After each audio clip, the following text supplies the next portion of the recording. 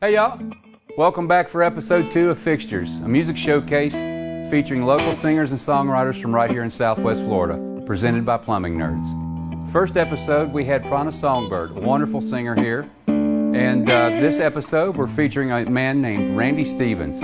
You guys sit back, enjoy the show, enjoy the music.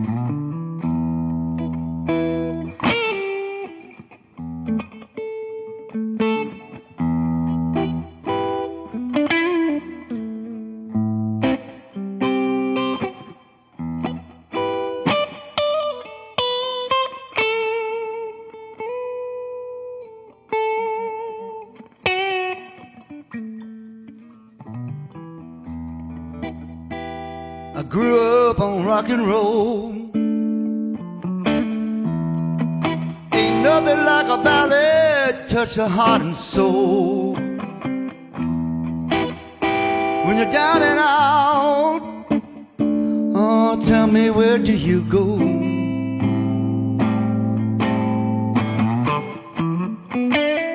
A country song can make a grown man cry.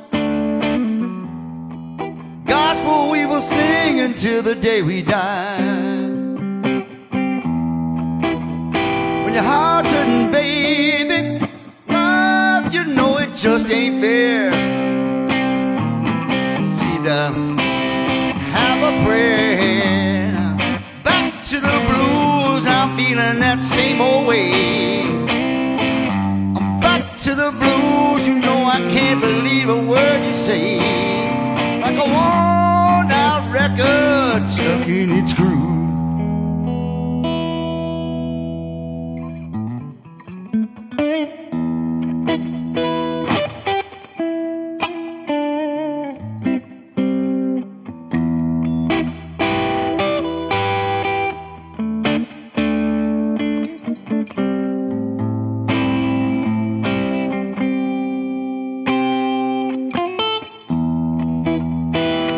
Spent many days in a purple haze. Get that fog out of my face. All that jazz wasn't quite enough to take away my pain. And here I go again. I'm back to the blues. You know I'm feeling that same old way. I'm back to the blues, can't hear a word that you say. When I grab my old guitar, yeah,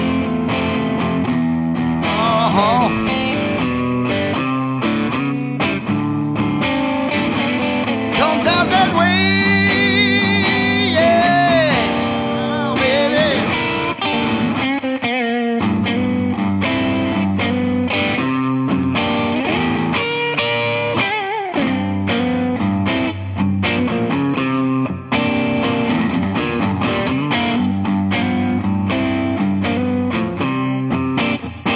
Well, take me back, baby, come on.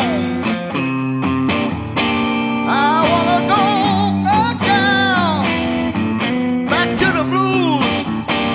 Oh, come on.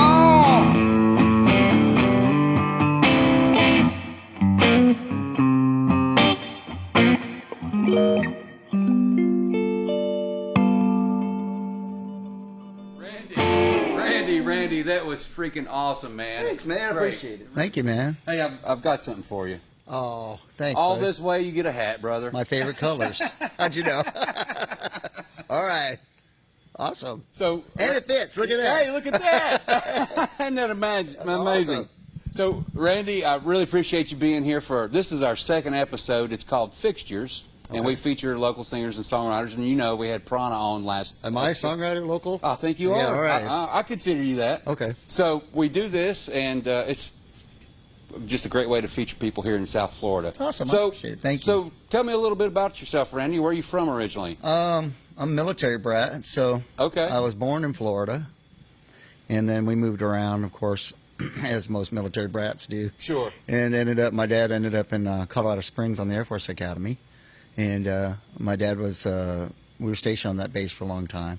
Okay, and coincidentally, I'm just going into music there because he became a DJ. So Oh, wow. he got when DJs were just being popular back when we had you remember Yeah, records? yeah, I remember records. So yeah, I grew up around a lot of music. Yeah, there, that's so, yeah. great. What a cool place to grow up to, Oh, it was Colorado. awesome, Yeah, it's yeah. beautiful, beautiful, beautiful. So tell me about your music. What got you into music? That's probably. I mean, I had a love already for it. Just seemed natural. Mm-hmm. My brother was listening to Mountain on one side, Oh, Candy. yeah. My sister listened to Led Zeppelin. My dad had all these out. Well, his show was 50s and 60s and 70s. Uh-huh. So, and I just loved all of it. Wow, you were surrounded by a lot of rock and roll. A lot of rock and roll. But what's funny is that I had a natural ear for music, and I gravitated to the trumpet, Uh-huh. and ended up in first chair in honor band. Nice. But I cheated because I didn't like to read. I got Right. lazy. Uh-huh. And so what I saw Maynard Ferguson Oh, man. at Arnold Hall. We used to Uh-huh. see free concerts. And I like Chase. I don't know if you remember Chase, Bill Chase. Yeah, I do. Yeah, so I think that's where I got some chops, Yeah. in grade school. You're aging us, Randy. I am. Hey, man, that was great music, man. Yeah. If you haven't heard, what is that, Woman of Darkness or something by Bill Chase, you haven't lived. Well, cool. Well, I'm really impressed with your guitar playing. So, Oh, thank you. Yeah, who influences you as far as your guitar playing goes?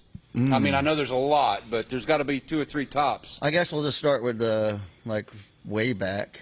I think when I saw Van Halen, but that's not when I saw Van Halen, I was like, that's Oh, what that- I wanted to do. Yeah, but yeah, really, yeah. who influenced me were the old school guys. Jimi Hendrix, Frank Marino. Oh, yeah. Man, I was Mahogany Rush. Mahogany Rush. I always loved that. Did guy. you have the Water Drip record?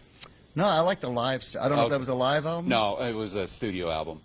I know he had a studio version on the backside of a He had B-side. I can't remember the name of the album, but he had a studio album where it was half of the record was nothing but water dripping. Him and Alvin Lee, because they were Oh, fast. man, Alvin That's Lee, what I yeah. wanted to play fast. Right. And Alvin Lee with the little schoolgirl. Yeah, that's Now, all. did you get into any of the surf rock guys or any No, of that stuff? because I'm, also from Florida and lived in Florida and Ocala and stuff. I got into the Southern rock. Oh yeah. Molly Hatchet, the Outlaws. I think Molly Hatchet was like one of my first LPs that I begged my mom to get, which Yeah. was at $15. Yeah. At Sears was a lot of money. That was a lot of money. So, and back then, though, if you wanted to buy music, the whole album had to be good. Right. You didn't buy singles. No.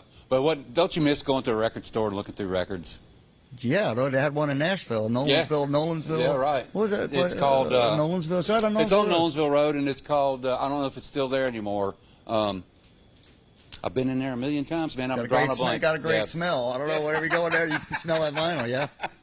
Well, that's awesome. Nolensville Records. I think that's what. Isn't it? And maybe so. It seems like I remember it was green. It had a green facade on it. Yeah. Yeah, that's it. Phonolux. Phonolux Records. Look at that. There we go. Our video director had There we go. to clue us in there. He had to Google it. It's been a long time. I used to go there all the yeah.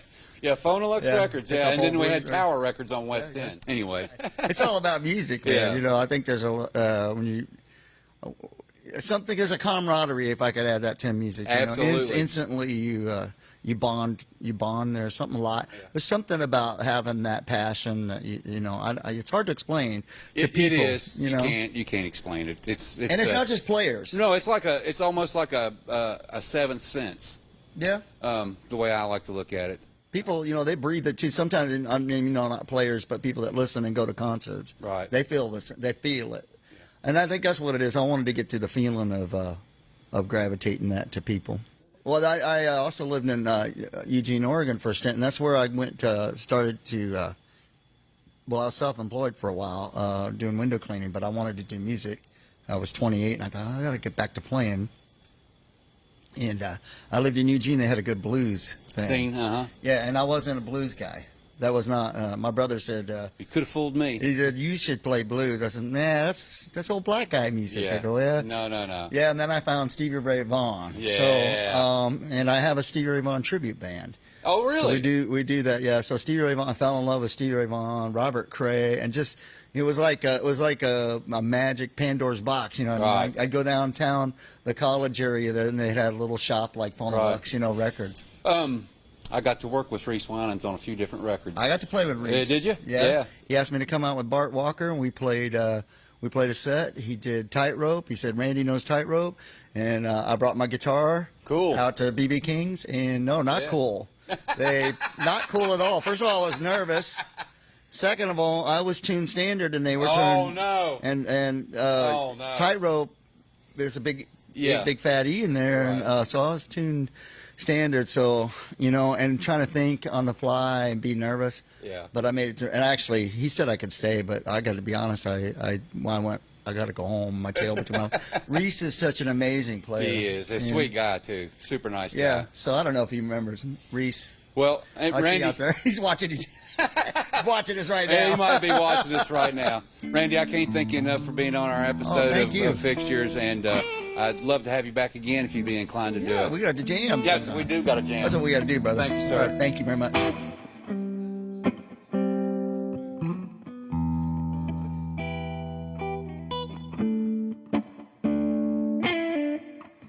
All right, guys, best part of the show. Randy's going to sign the Plumbing Nerds drum head. All right. Pick a spot, any spot.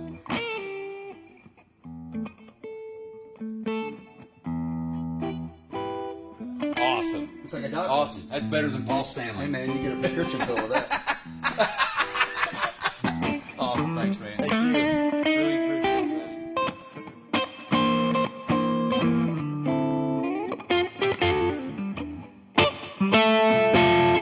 Plumbing nerds, we're just smart enough. You've heard. Give us a call. We'll fix you up anytime, day or night. And if your plumbers just ain't right, give us a call. We'll fix you up. And if your drains ain't clean, if your toilets are acting weird, you gotta give us a call, 'cause we'll fix you up.